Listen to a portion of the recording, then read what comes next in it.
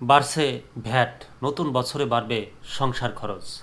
মূল্যস্ফীতির ঊর্ধ্বগতিতে দিশেহারা নিম্নবিত্ত মধ্যবিত্ত মানুষ।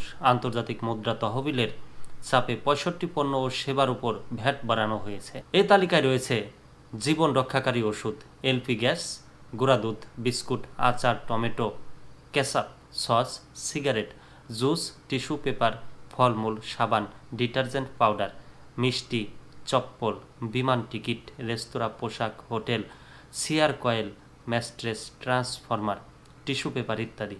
এছাড়া বাংলাদেশ রোড ট্রান্সপোর্ট অথরিটির ড্রাইভিং লাইসেন্সের কার্ড বাড়ানোর সময়ও 15% ভ্যাট আরোপের উদ্যোগ নেওয়া হয়েছে। এ সংক্রান্ত সংশোধিত খসড়া অধ্যাদেশের অনুমোদনের বিষয়টি বৈঠক শেষে জানানো হলেও ভ্যাটের বিষয়ে কি পরিবর্তন আনা হচ্ছে তা আনুষ্ঠানিকভাবে সরকারের পক্ষ থেকে জানানো হয়নি। তবে জাতীয় রাজস্ব বোর্ড সূত্রে কিছু পরিবর্তনের বিষয়ে জানা গেছে। এনবিআর সংশ্লিষ্ট সূত্রে জানা গেছে, চলতি 2024 থেকে 25 অর্থ বছরের মাঝপথে এসে হঠাৎই ভ্যাট সম্পূরক শুল্ক সহ বিভিন্ন ধরনের কর বাড়িয়ে রাজস্ব বাড়ানোর উদ্যোগ নেওয়া হয়েছে।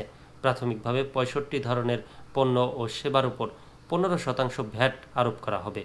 গতকাল বুধবার প্রধান উপদেষ্টার কার্যালয়ে অনুষ্ঠিত উপদেষ্টা পরিষদের বৈঠকে ভ্যাট বাড়ানোর প্রস্তাব উত্থাপন করা হয়। পরিষদ অনুমোদনও দিয়েছে।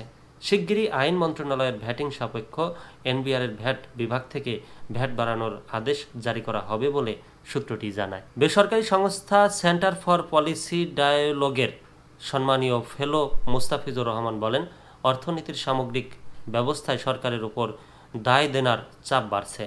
সরকারের অর্থ দরকার, তাই বিভিন্ন পণ্য সেবার উপর ভ্যাট ও শুল্ক বাড়িয়ে রাজস্ব বাড়ানোর উদ্যোগ নেওয়া হয়েছে।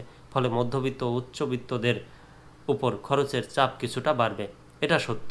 আবার আমাদের রাজস্ব ও জিডিপি অনুপাত খুবই কম, সেটি বাড়ানোরও দরকার। এজন্য প্রত্যক্ষ কর বাড়াতে মধ্যমেয়াদী উদ্যোগ নেওয়া জরুরি। তবে উচ্চ মূল্যস্ফীতির এ সময়ে সাধারণ মানুষ যাতে বেশি ক্ষতিগ্রস্ত না হন সেদিকেও নজর দিতে হবে।